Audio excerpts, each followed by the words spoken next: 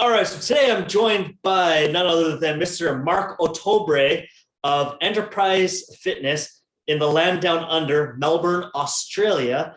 So a little bit about Mark is he owns a solo personal training business in Melbourne. He's been at personal training for over a decade now.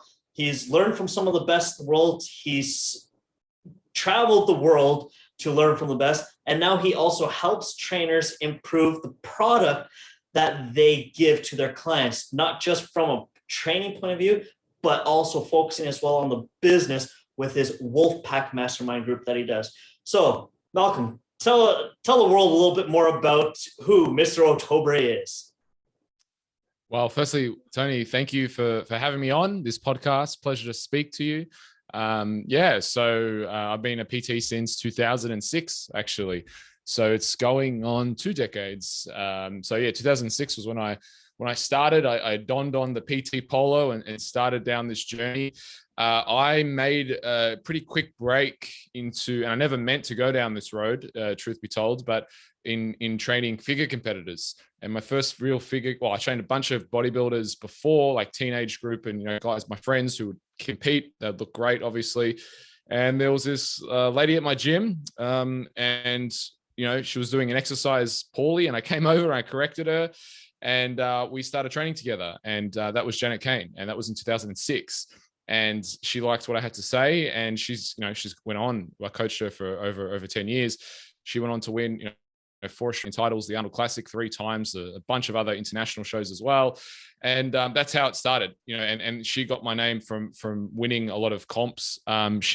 People would see that she'd win, and people would ask her, who's your coach? And she would refer to me. And one thing led to another. I started training a whole heap of competitors, and, it was quite regular that I'd have clients fly in from all over Australia to do consults and training and online training. This was back in 2010 and 2009 when Facebook and Instagram wasn't even a thing. And I was doing online training. So my first online training program was the Alpha Body. I started that in 2017. Had an ebook, did all that stuff. So back before, social media. So, that was I'd say a lucky break in my career. And Jen and I, kind of lifelong friends now, and she did sensationally well, but she really helped me as an athlete, put me on the map as a coach. And I had to level up as a coach, and she forced me to level up because her attitude around, competing, wanting that next level, she never let me get complacent, because she was never complacent in the goals that she wanted to. So she would come straight after a show. I got to improve this. I got to improve this. And I was kind of, holy shit, how am I going to do this? And started looking for answers of outside, how can I get better? And that led me to Charles. It led me to other coaches locally. It led me to so many different avenues to level up for my clients and get better. And, it was just getting good at my craft. And from that, eventually trainers. So for me, when I was a solo trainer and I didn't have enterprise, my 2 real markets personally, I had, it was like 33% of my clientele were competitors, 33% of my clientele were personal trainers, and the other, maybe 33% were general pop, people who just wanted to get in shape. But they've always been quite, for me, who's come to me. So it was natural progression for me to start mentoring trainers, because I had so many trainers coming to me saying, like, how do you do the comp prep? How do you get these athletes ready? So that was a lucky break. And, then I remember Charles, I wanted my PIC level 5. And I said, hey, Charles, I've trained, this client, Janet, she's won the Australian title 4 times, blah, blah, blah. She won the FitX. He said to me, oh, physique athletes are bumfuck athletes, train a real athlete. And God bless Charles, he pushed me to another level. Maybe he saw something that, I could have gone to another level. So I started training boxers, and that's where I started training Andrew Maloney, and he won Commonwealth Games gold. So they got me the PIC level 5. So, and all in the while. So I suppose most of my, when I was PTing, was a lot, people knew me as like the figure guy. I do a lot of figure comp and comp prep. I've since, the last client I trained was in 2018, who was a bikini competitor, Anna McManamy. And then when my second child was born, I even, gave her away, gave all my clients away to my staff and my team, and said, I'm not going to PT anymore. So yeah, focus on the business, focus on education. So yeah, I suppose that's a kind of summary of where I've been. I mean, I've trained a lot of the 10,000 hour principle, but still heavily involved in the operations and day-to-day running of enterprise education. I'm constantly running education for my team, for the Wolfpack, training, nutrition, business. It's all encompassing in terms of what I do. I mean, I live it, right? Training, my training has never stopped. It's what I do. Yeah. Yeah. So let's talk a little bit about what made you start Enterprise Fitness, and what exactly is Enterprise itself? Yeah. So for me, it was a natural progression of PT. So I started a big box gym back in 2006. And from 2006, things grew. I started the online businesses, and then worked up, and wanted my own facility. That was always the goal. And I remember in 2011 or 10, I was at Doherty's in Melbourne, which is the mecca of bodybuilding here in probably Australia. And things are really good, right? Things are really good. Things are working really well, and it was quite a nice place to work, but I still felt like I wanted to open up my own facility. So I opened up Enterprise 2013. And what is it? It's a private personal training. It's bringing high-end strength and nutrition training, all the stuff that is usually exclusively in the realm for athletes, and bringing that to the general person. So one of the things is when clients come in and they see us, and this was a common thing that happened to me as a coach, was that clients would come in and they'd kind of have this goal that they wanted to compete, but they didn't know they could. And then I'd start training them, doing their nutrition, and they realized how easy it was, or how it actually was possible. And then they'd end up competing. So they didn't necessarily come in to compete, but because they got great results, they realized they could compete, and then they ended up competing and doing really well. And that kind of was, it still is today, something that happens, fairly regularly. So what it is, it's bringing proper training, nutrition, supplementation to the everyday person, but obviously then teaching that with trainers, and just really, what is it about? It's about excellence. It's really about excellence. I'm not looking to franchise and populate the earth with our brand and, have an enterprise in every country, every state. I'm really happy just with one location and doing what we do, and people seeking us out and traveling and making it that experience. So it's just delivering excellence and being excellent. Sorry, my mailman is just signaling me. He's tapping on my window, telling me he's going to leave some stuff for me. So that's that. You have a mailman that's that nice. Geez, mailman here, you're lucky if your stuff arrives in one piece some days. I bribe them with coffee and Jocko goes. Okay, there we go. Like, that's interesting on how you got Enterprise started. So from the gym owner point of view, because I'm sure there'll be gym owners who watch this, regular personal trainers who watch this, and then just regular fitness nerds like we all started out as, who will end up watching this. So what is it that you, as a gym owner and somebody who's employing trainers, what do you look for in, first, a staff member, so as a PT, and second, what do you want your clients, or what would you endorse for a client to look out for a trainer? Cool. These are big questions. So I'll go with the first one, and then you can remind me of the second one. So the first one, about what do I look for in a trainer? I hire on basically two things. It's attitude and capacity. That's it. I don't care about your skills, your skill sets, talents, what you think you know, what you don't know. You could be fresh out of the PT school, just got your certification. It doesn't matter so much, because I know we're gonna be able to teach you everything that you need to know. So in terms of skills, that's as important for me in terms of initial hire, because we're going to teach you everything anyway. But one thing we can't teach is your attitude and your capacity for growth. So they're two different things. So you need to have a great attitude. Like if you're negative all the time, and the kind of the barbecue test, would you have this person at your house? Would you have this person at a barbecue? If you wouldn't, then that's probably a problem, because it's going to create problems in terms of your team culture. When I hire someone at enterprise, one of the questions I'm asking is, will this person fit in with our team?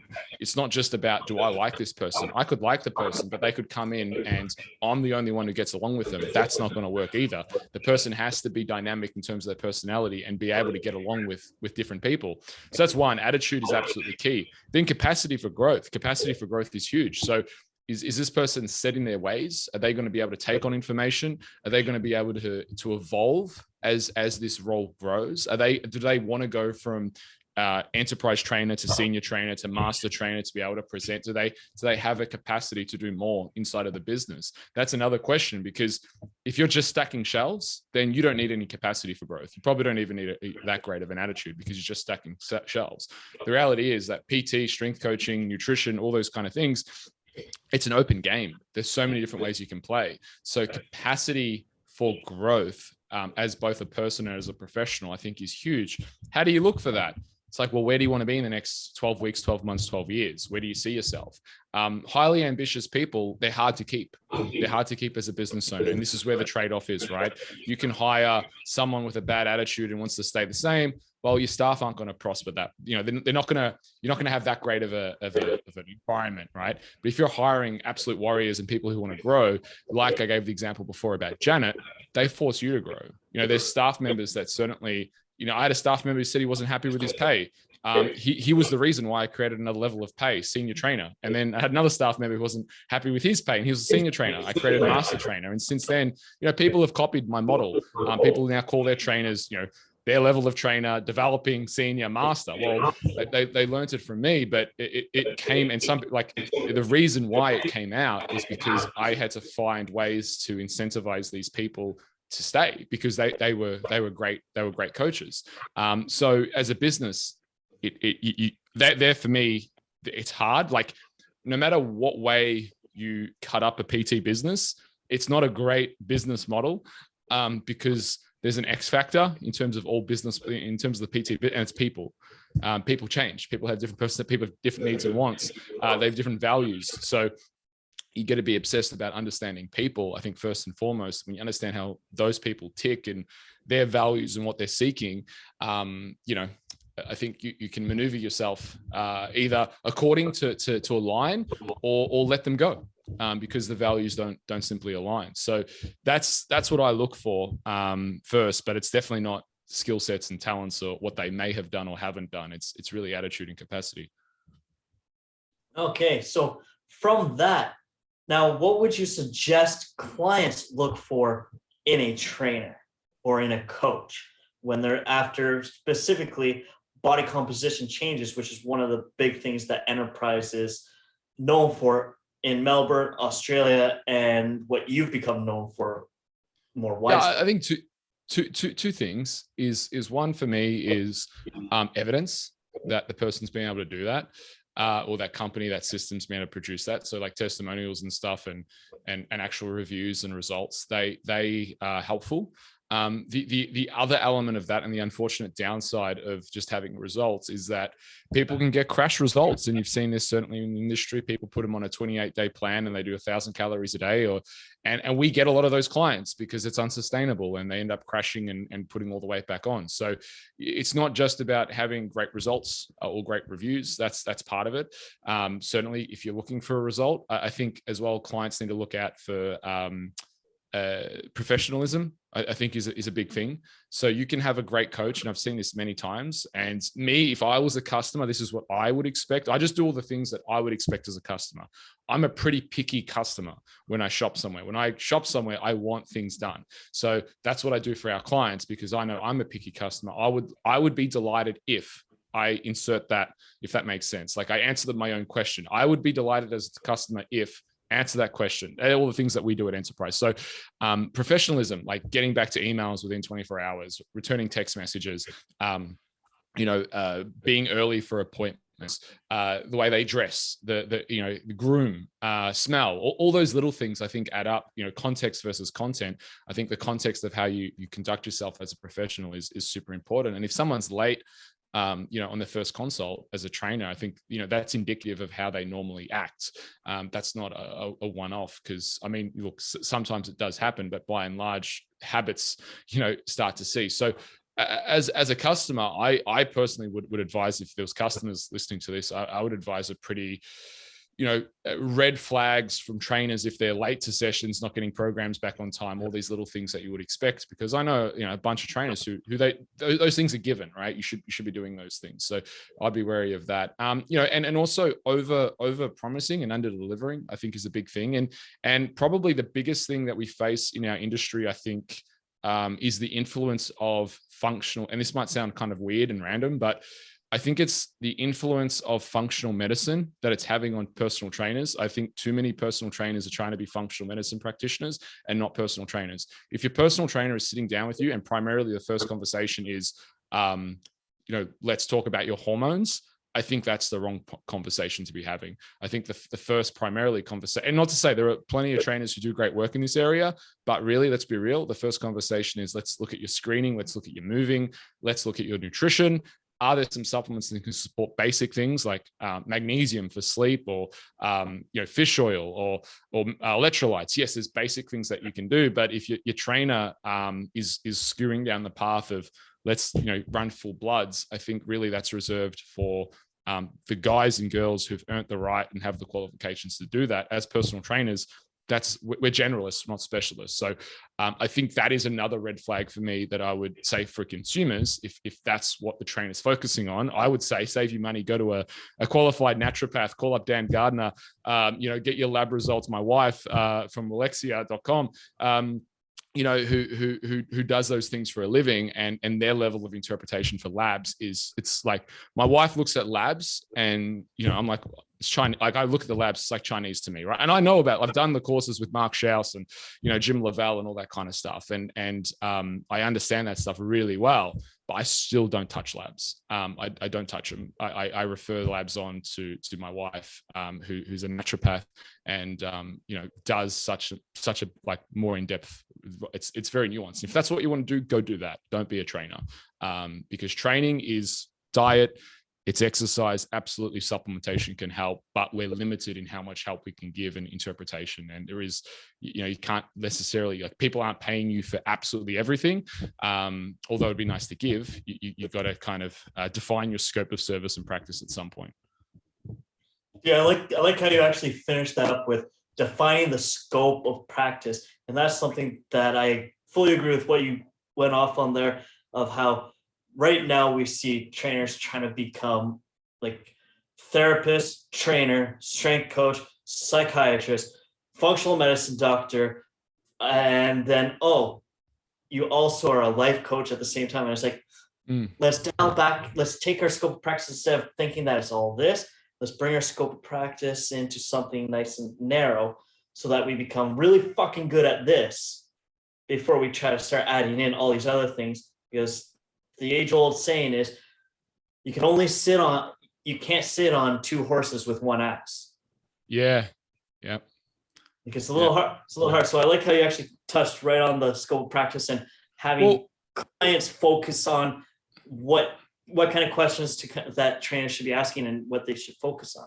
So I say this as someone who's done that mistake himself. Like, I learned muscle testing from Bob Gill, and I had Bob Gill out multiple times a year, and I was his guy. Like, in Australia, he would refer clients to me, and I probably learned more from Bob than probably anyone in the world, like, because I had him out the most and mentored with him the most. And I know Bob's 52 muscle testing points, and I was really effing good at muscle testing, and I get great results. And I remember one day I was muscle testing a client, and the phone was ringing. Someone wanted sales. One of my trainers wanted something, and my mind was everywhere else but where it should be. And I realized at that point, like, this isn't what I should be doing.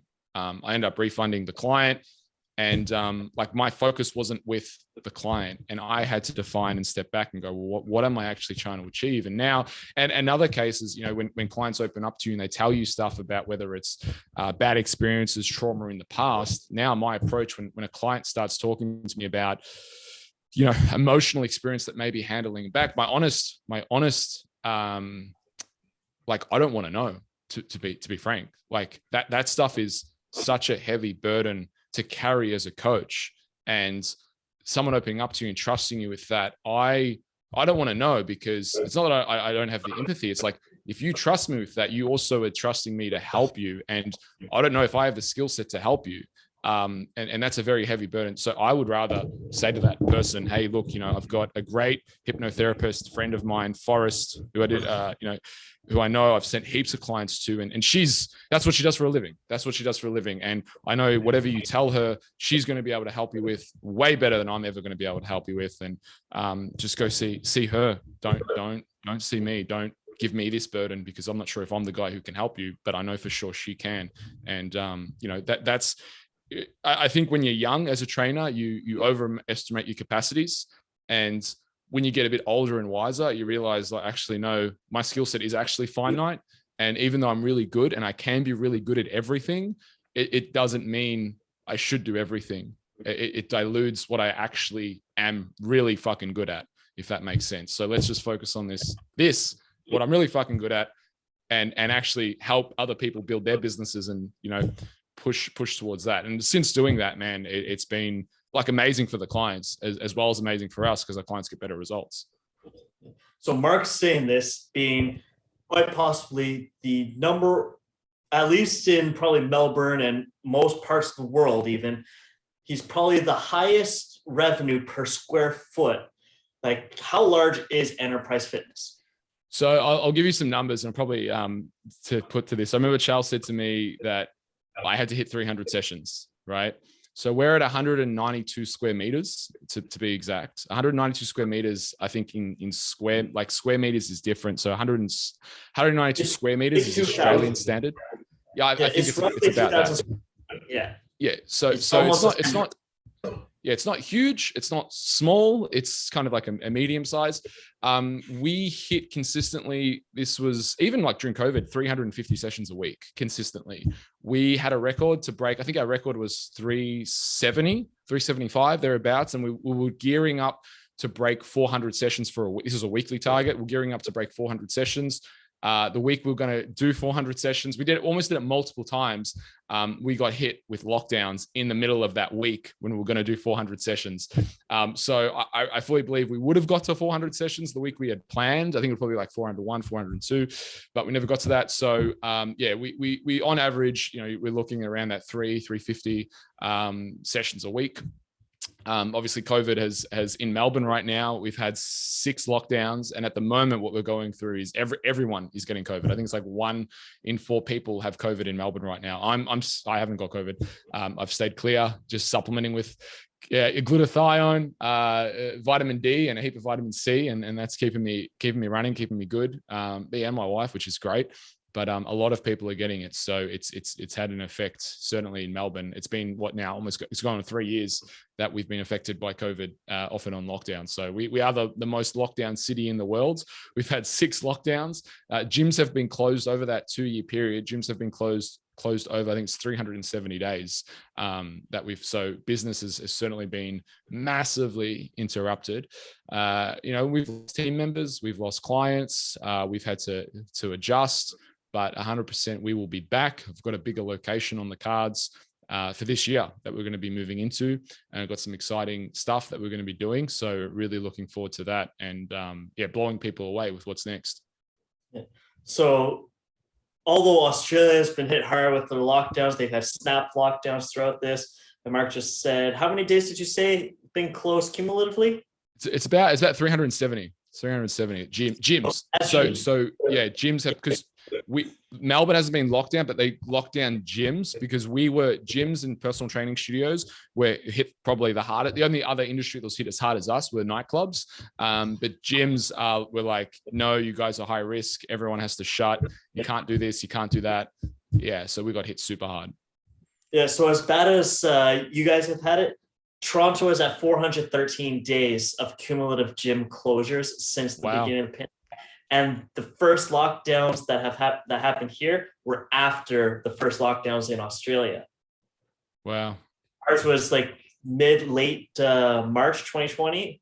I think you guys had your first one in February of 2020. Just it got you guys a bit before. Something like that. Yeah. So it's like and right now in Ontario, so in Canada, we have provinces, kind of like you guys have states. So Ontario, Quebec, British Columbia just opened back up. Newfoundland, Nova Scotia, and I believe New Brunswick as well. Us gyms have to be closed. Wow. So our 400, so Toronto's at 413, Ottawa's at about 370 days, cumulative closures as well. So it's like our industry has been kicked in the balls over and over again, like it's Groundhog. But it's like, that's amazing that you've been like in a 2,000 square foot, 197 square meter facility, you're getting 350 plus sessions a week. So how are you actually able to do that in a space that size? Because a space that size, that requires some efficiency of use of space, as well as efficiency of scheduling, not just with clients, but with PTs, as well as scheduling, like PTs, scheduling the programming, because I assume you don't have like 15 racks to be used in a space that size. No, 10 we don't. Shot curls. So this is the thing, like at Enterprise, and the way I've always structured it is that the trainer takes absolute control of the session. So I used to try and do the model where I'd write all the programs and essentially give it to the trainers and they followed the programs. And I found that very quickly didn't work in terms of scheduling, and also based on what the client needs. I'm not there at every session to see how the client's adapting. So this is hence why we spend so much time developing our staff. Like there's, if you look at over the years, we've had, and people will comment, like we've had some unbelievable staff work for us, but keep in mind, they weren't unbelievable when they started. They became unbelievable because of the systems, education, and processes that I've put in place over the years, and time and dedication. So I'm super confident when a trainer comes in, they'll come in at a beginner level. At the end of 2, 3, 4, 5 years, they're going to be industry leading in what they know, and they'll be able to go out and do their own thing if they so choose. And consistently of running Enterprise for now almost 9 years, that's been, the evidence is there. Like we've had trainers leave who fundamentally, like they are industry, like at an industry leading standard. They're fantastic because they get exposed to so much great content and information. And it's also like all the courses and Wolfpack and guest educators that we bring in as well, and me constantly upskilling as well. So we're able to do that. So in terms of scheduling, we really let our trainers run their own, schedule in that sense. We do have some idea of when clients, we use Google Sheets, Google Docs rather, no, Google Calendar. So we're seeing when people are too busy. So we have when we're doing the 300, I've got 10 trainers now. We had 12 trainers, so we're 2 behind at the moment when we were at that 350. So basically the way we do it is the trainers will instruct an alternative. If everyone's on a leg extension, they'll come up with another exercise, right? They'll modify the program to make it work.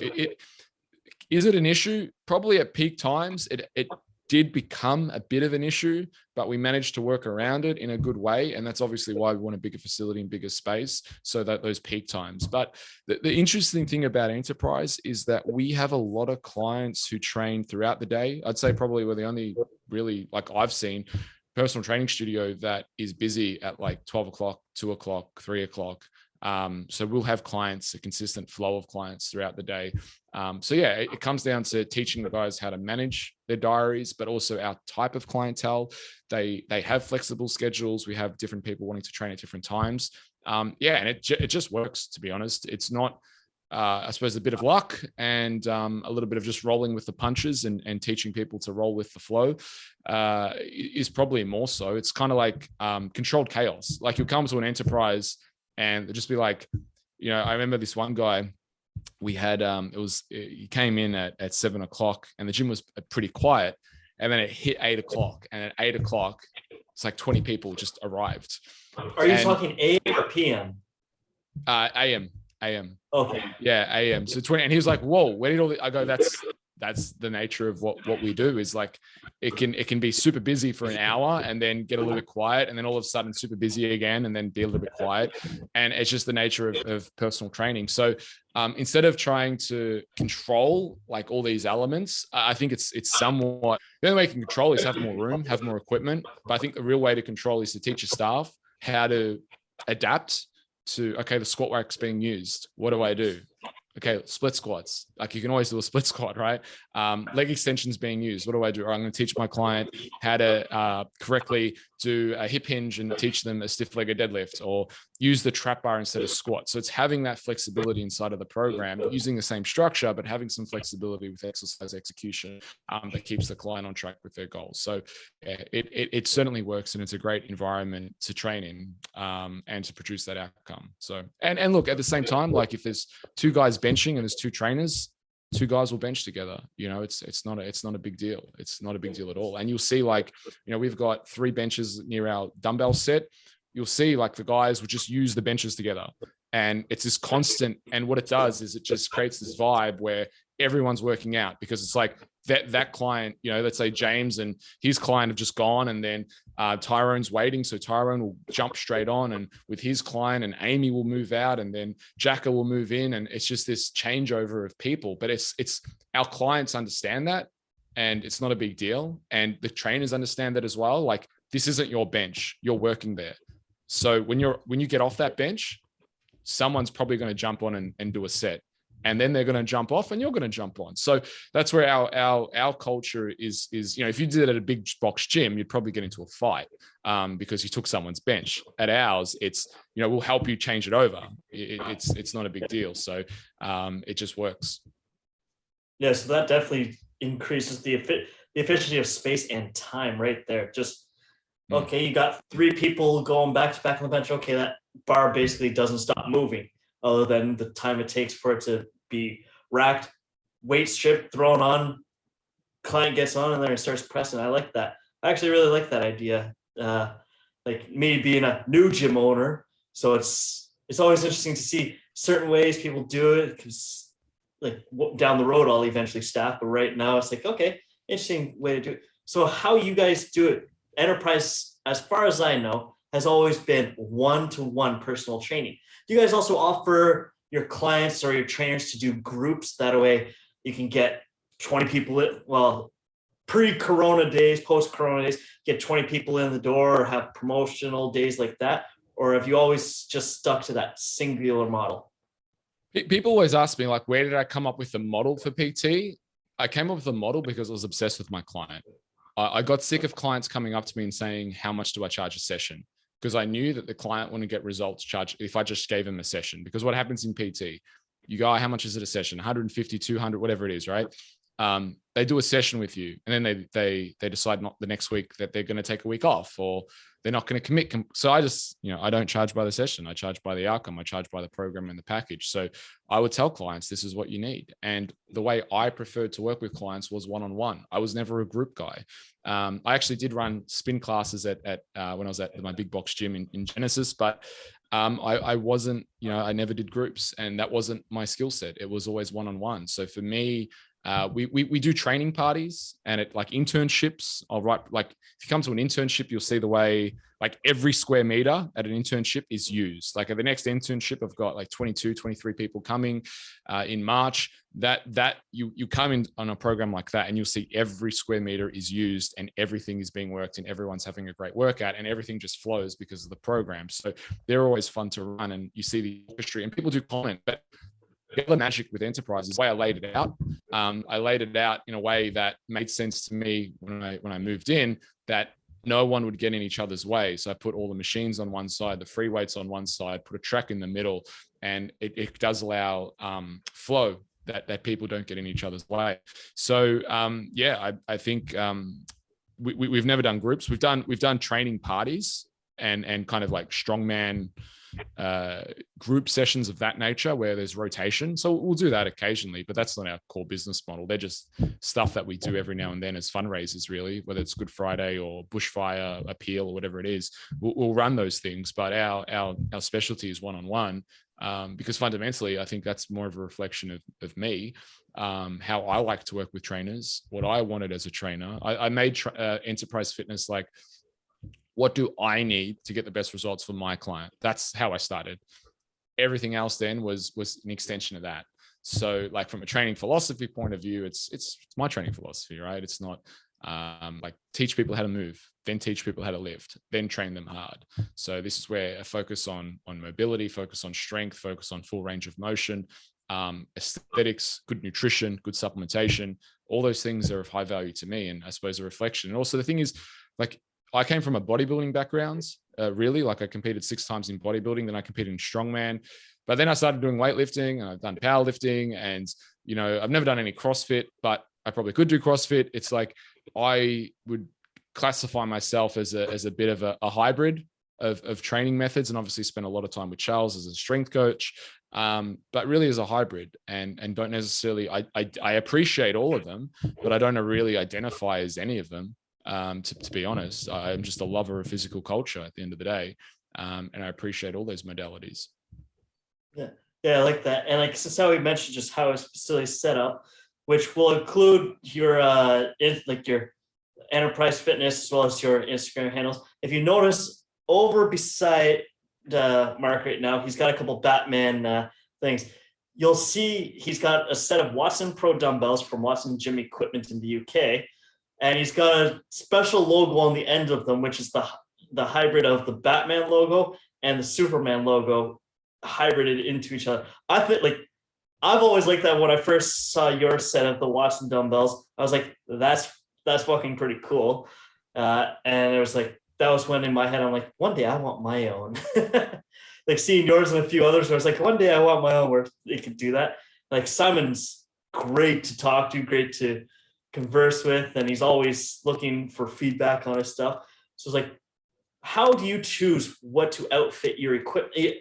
How do you choose what to equip your facility with? Yeah, good question. I suppose it really comes back down to what I like as a trainer, as a coach. Back onto training methods as well. How I train. So for me, I started Enterprise with pretty bare bones in terms of equipment, but it was everything that I needed to deliver a great session for my client. You know? So I still don't have a leg press. Will I get a leg press at our new facility? Yeah, I will. I really like Life Fitness. I think are great and make some really durable stuff. You know, obviously in Canada you have Atlantis, which is kind of the Canadian, I suppose, equivalent of Life. So, you know, I remember the decision came to me where I was picking between Atlantis and Life, and I went with Life. I remember going to Montreal, and I went to the Atlantis gym, and I looked at a lot of their equipment, and I'm like, it's very similar to Life, in terms of, like, every company, they have their piece. I think for Atlantis, their what's the pendulum squat is probably the best on the market. I think the best that I've used and seen. I think that their pendulum is certainly. I really like Watson racks.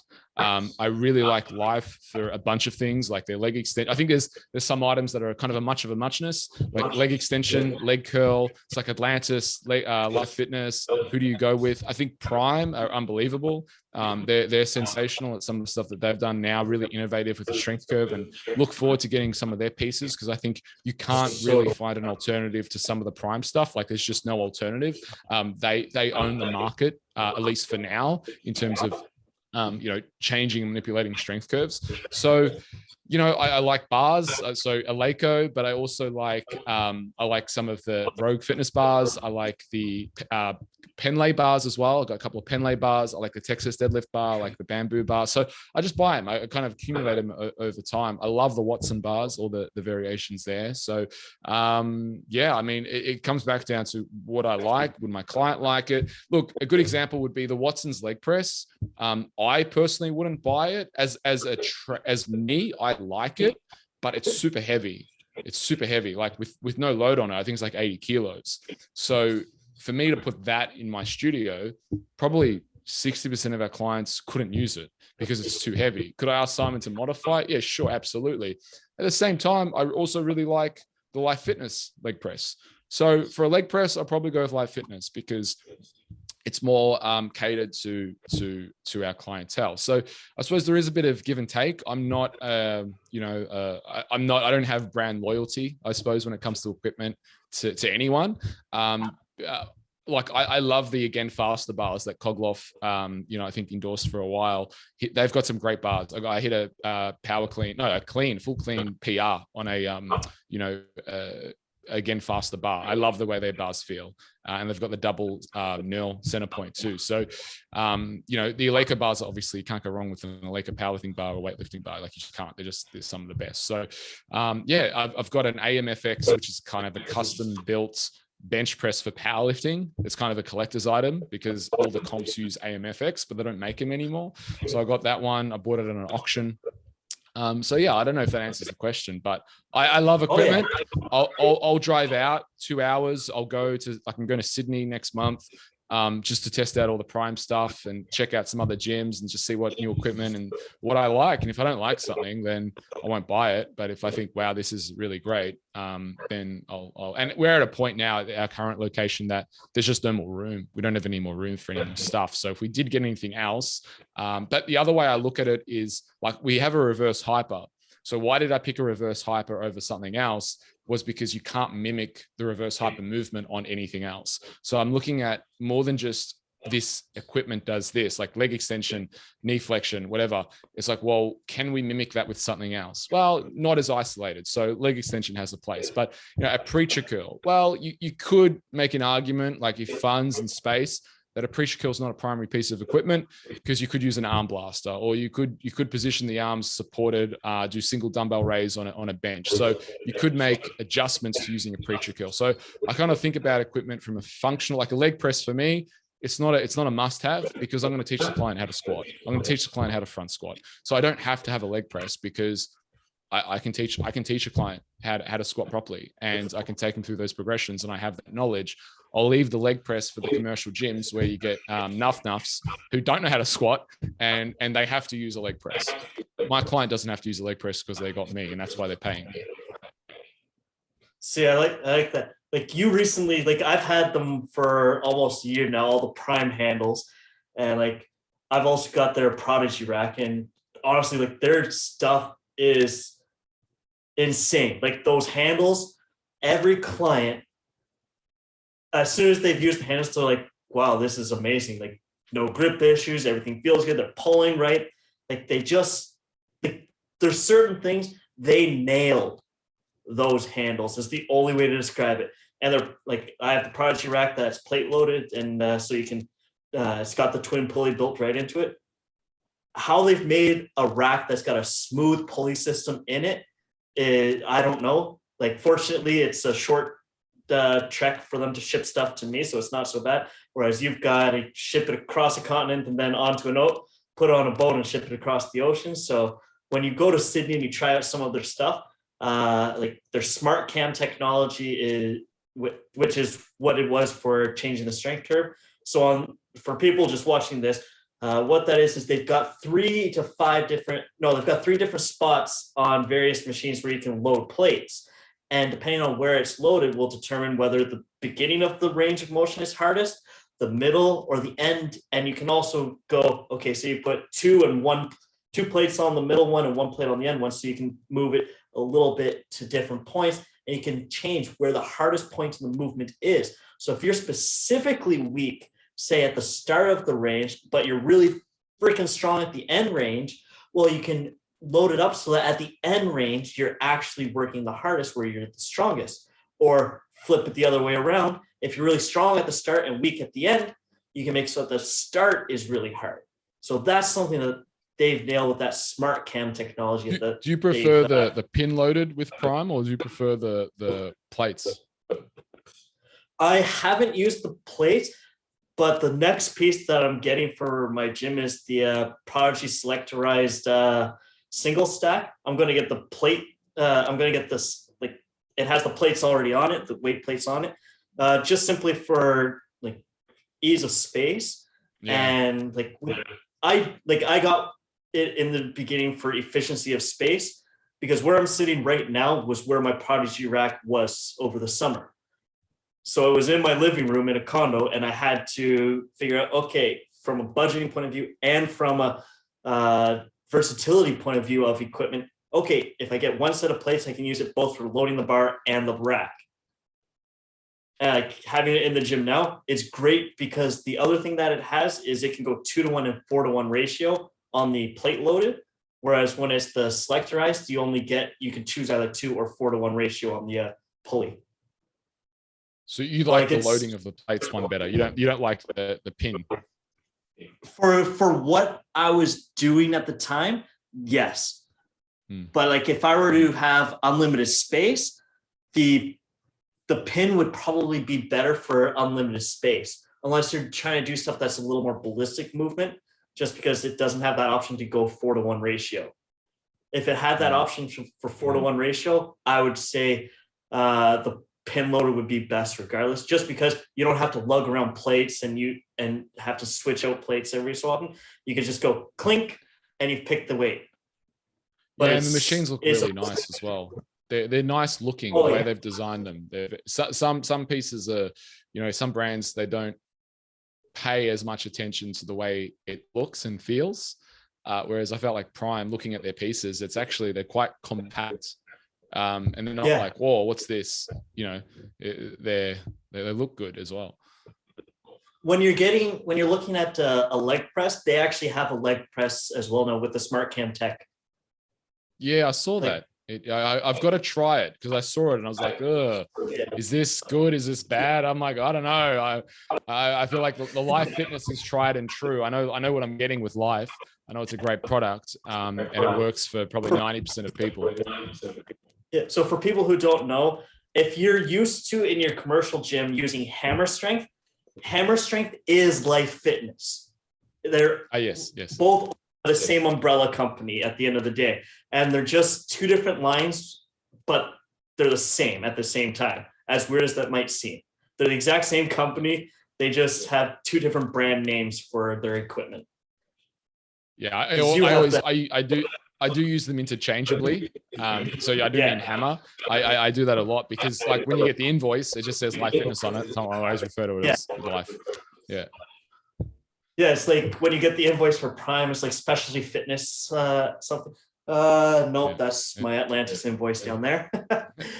Yeah, but like, this is where we go off the rails talking about equipment because we're nerds. Yeah, that's the one.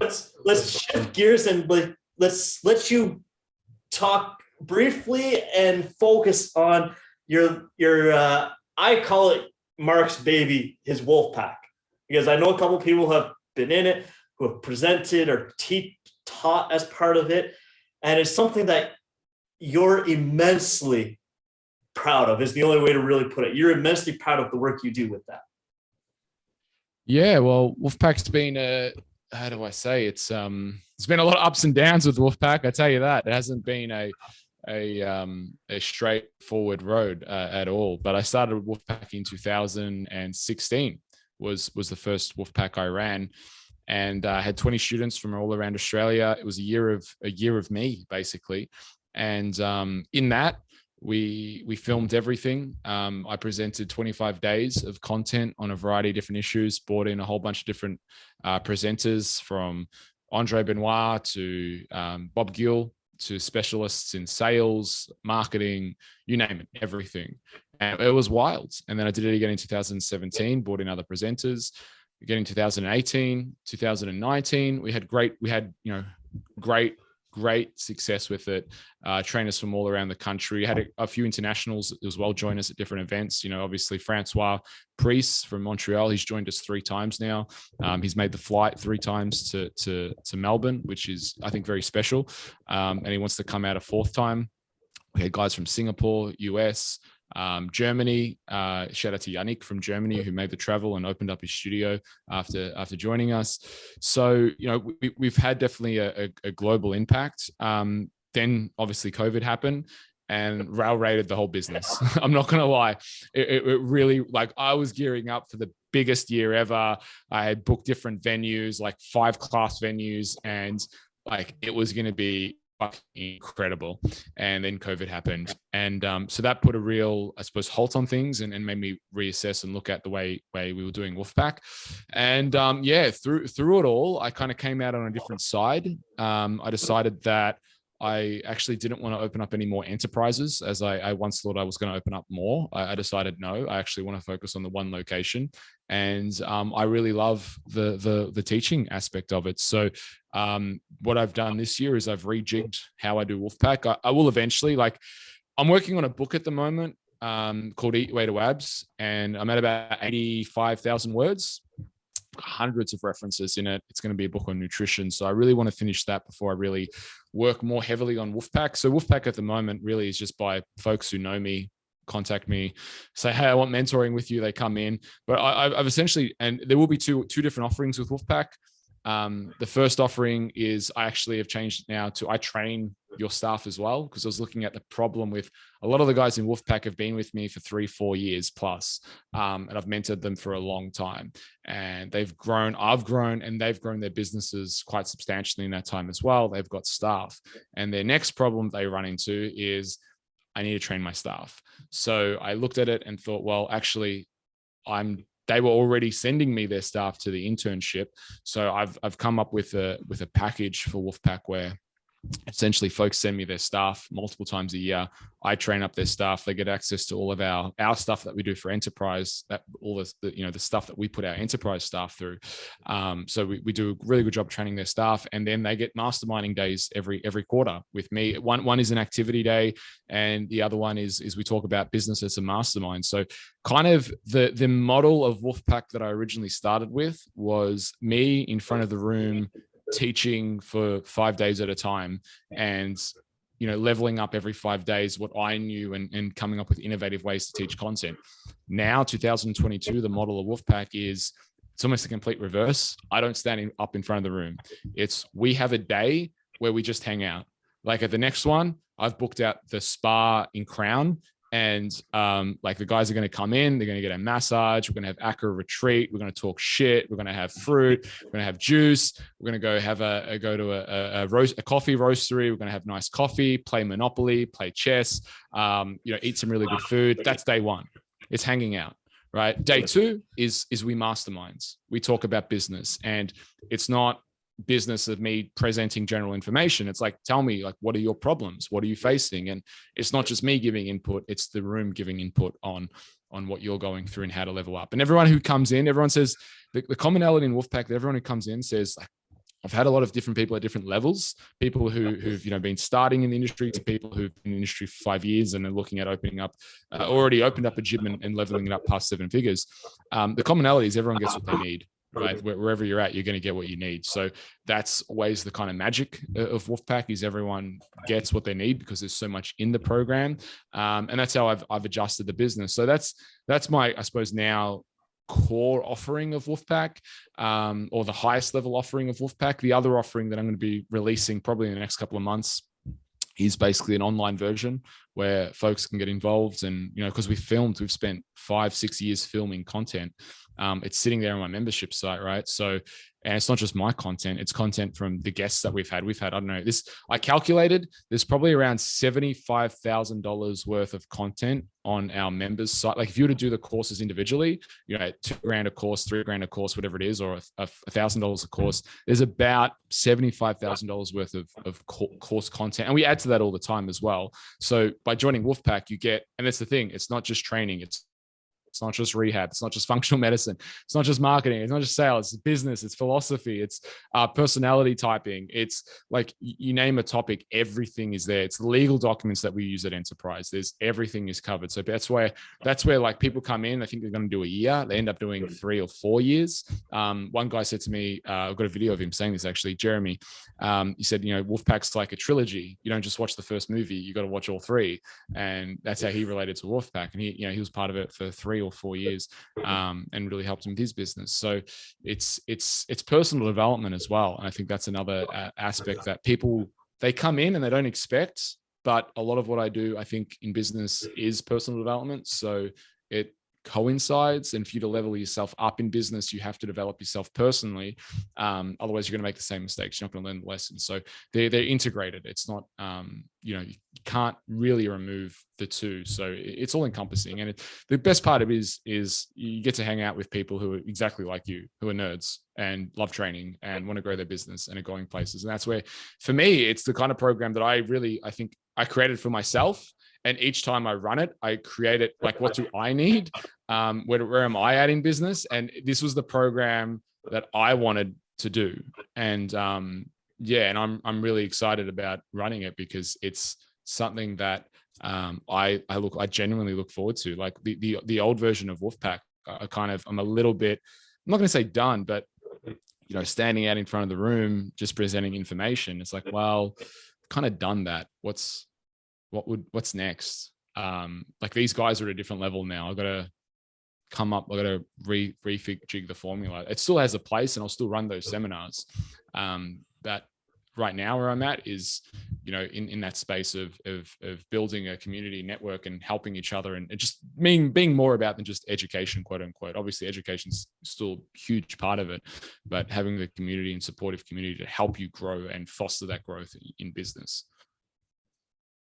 So this is where you can put my discount code. Oh, I'm just kidding about that. Tony R10 for the 40% off. For 10% off. Yeah. No, that's really awesome, because like at the end of the day, you're also trying to help. Like you're talking about helping people with their businesses and whatnot. But to me, what that's saying at the end of the day is you're trying to level up the fucking industry, the game. You're not just trying to level up, okay, just you and like be head and shoulders above just the people in your immediate area. You're trying to make it so that everybody ups their game, so that the overall quality in our industry, which gets, let's be honest, our industry gets shit on for very valid reasons and some not valid reasons. You're trying to get rid of those valid reasons that people shit on our industry. 100%. Well, high tide raises all boats. Yeah. High tide raises all boats. So, it's, I love personal training. Like that's what I love. And, I think I'm really obsessed about personal training, more so than probably, the other elements of that. And if I can share that, whether it's with a trainer, and I personally feel there's a lot more impact sharing it with trainers, because that has more of an impact on the industry at large and people at large, rather than, just a session here, session there. So I've had a lot of success as a PT.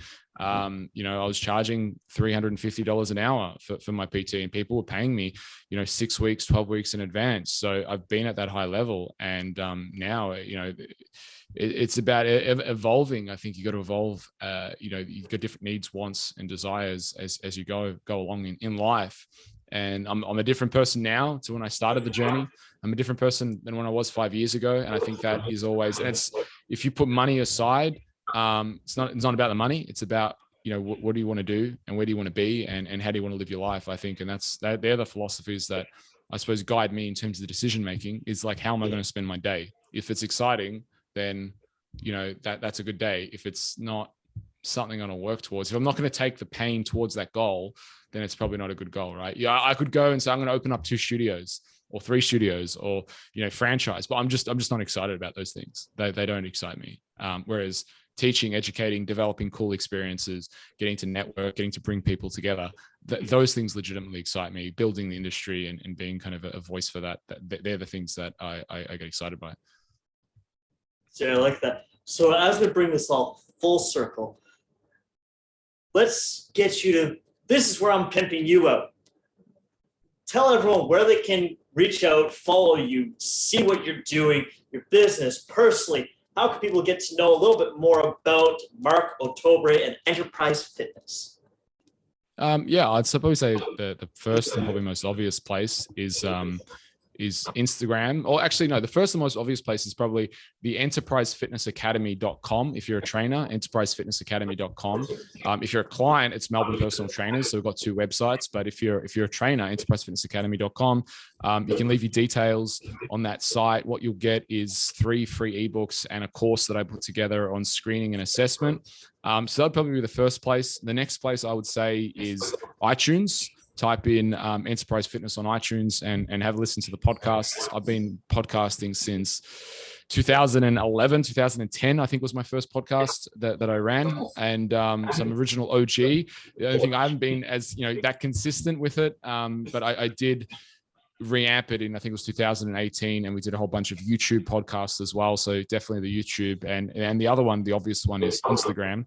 And it's just Mark Ottobre at Instagram. And I'm getting better at Instagram, but I'm still not where I want to be. I want to do a lot more regular stuff, but with the book that I've been writing and all the other changes with COVID, just really want to finish my book at the moment before I go into producing more content and that kind of stuff. Yeah. All right. So personally, I'd like to thank Mark for taking time out of his day right now, so people get an idea of the coordination to get this going on. He's in Melbourne, Australia. It's currently 2 p.m. on Thursday, January 20th there. For me, it is 10 p.m. on Wednesday, January 19th. So we've got a 16-hour time difference that's caused a couple little hiccups in getting this organized. Thanks for your patience on that one too, Tony. Oh, I think it was more your patience with me, because I was like, oh, you would say, oh, this time we're kind of like, I've got appointments at that time. So I was like, oh, okay, we'll try it that day. And then I had something pop up because of the blizzard that we had on Monday here. We got this week 60 centimeters of snow. So yeah, welcome to Canada. We get 60 centimeters of snow and then we go to minus 30. Yeah, we make no sense. Yeah, but it's like, personally, thank you, Mark, for taking the time out. And you can follow Mark on all his social channels, reach out to him. He's fairly personable with all that stuff, and he just likes to connect with more and more people.